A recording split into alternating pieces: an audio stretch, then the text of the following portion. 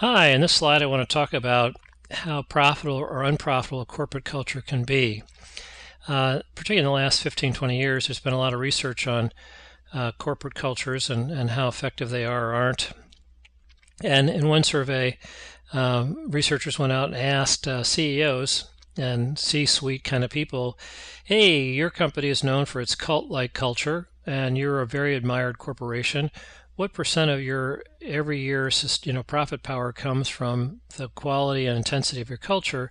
And they got answers back from 50 to 70% of their profits were due to the culture.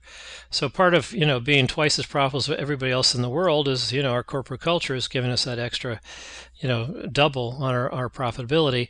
And they were covering firms that have these very cult-like reputations, cult being like the root word for culture, of Zappos and Disney and Southwest Air and Nucor.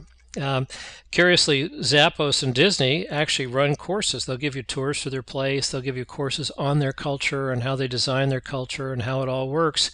You might think, well, why are they sort of revealing their secret sauce if it's giving them twice their profits? And the answer is, well, it's unique to and woven into their particular space and niche. Even if they went to their biggest head-to-head competitor, those people grew up differently, have a different kind of culture, and to try to, it's like trying to take a kidney from one body and put it in another body. It's most time it's going to be rejected. So they don't worry about that, but rather they do think it's a wonderful thing, and they'd like everybody else in the business world to think about it and do a better job with their culture management.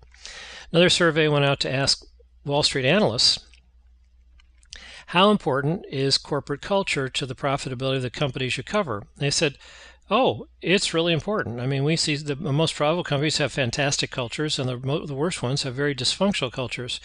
They said, well, how do you measure that? I said, well, we don't, because there's no immediate, easy way to measure it with the numbers we have access to. We just sort of ignore it, and yet it's so powerful. And we can come up with examples of strong, unhealthy cultures. So for every Zappos and Disney, who would be at the other extreme? Public monopoly unions come to mind. When you look at people that just are in their own little hell doing what they're doing and literally wishing their life away, just counting the days, the weeks, months until they can retire and get a pension and actually do something that they really enjoy.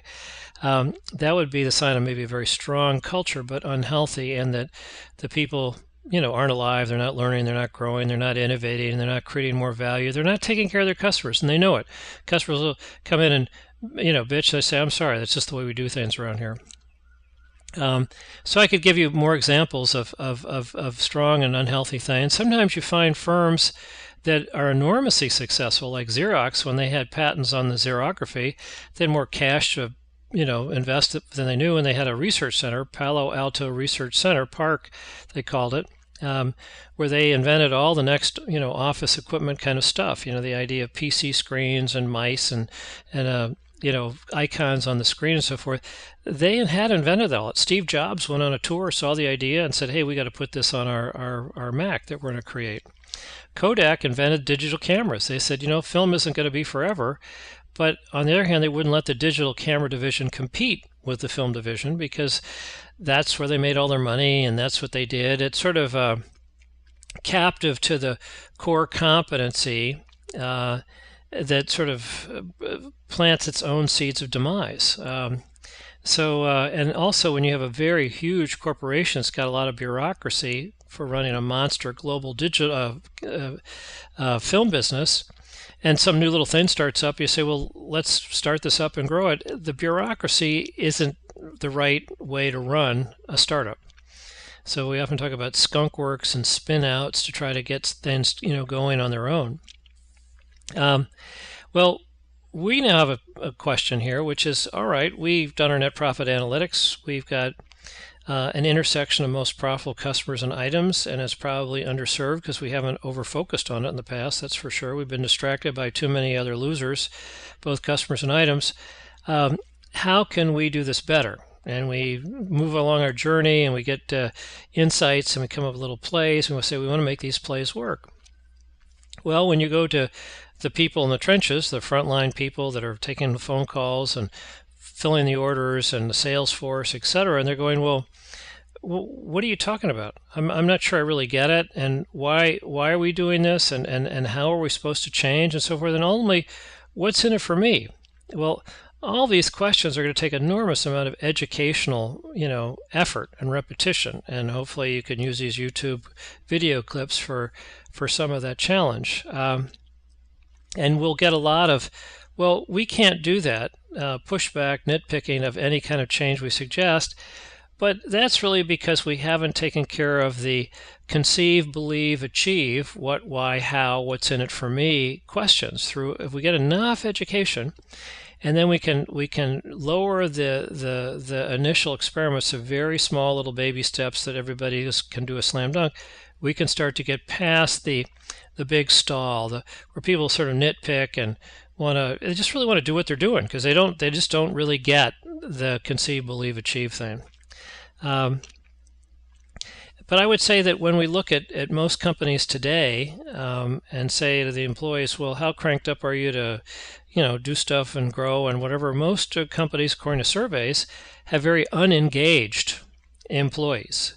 And this is a particularly critical problem for service businesses where you're selling commodities, because the commodities are just that.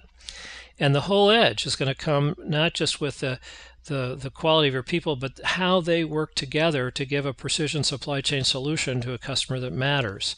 So all directed by supply chain math, which you can get from net profit analytics.